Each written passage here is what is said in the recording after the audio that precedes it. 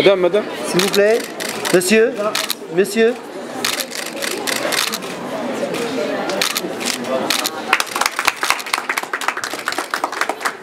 Comme chaque année, notre établissement organise ce qu'on appelle le Carrefour du Manager.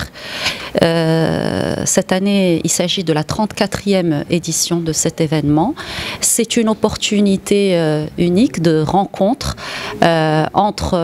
sur place entre le monde de l'entreprise et le monde académique.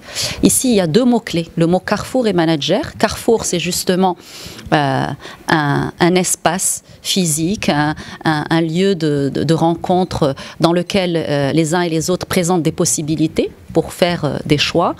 Et il y a le mot manager qui renvoie à la responsabilité au sens large. Donc il s'agit d'un point de rencontre entre responsables actuels et futurs responsables et le monde de l'entreprise pour trouver un compromis et faire converger les talents et les exigences et les besoins du marché du travail.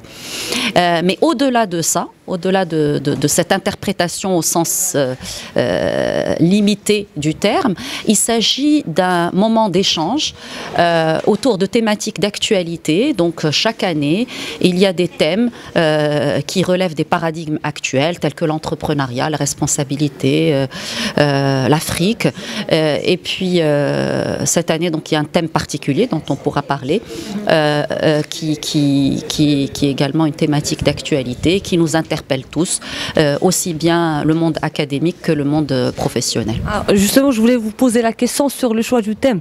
Vous avez choisi de vous pencher sur l'économie du savoir avec le capital humain. Pourquoi le choix de ce thème? Effectivement, la thématique de cette année porte sur l'économie du savoir, le capital humain, comme levier d'un développement durable. Et là, encore une fois, il y a trois mots-clés. Il y a l'économie du savoir. Donc, reste à définir aujourd'hui l'économie du savoir. Est-ce que c'est que le savoir dans un monde post-digital, dans un monde de post-mondialisation on dira même qu'avec le développement des technologies, avec le défi de l'intelligence artificielle, se pose le problème de la post-vérité. Et donc, il faut redéfinir ce que signifie le savoir. Quelle est la responsabilité de chaque acteur dans la coproduction du savoir?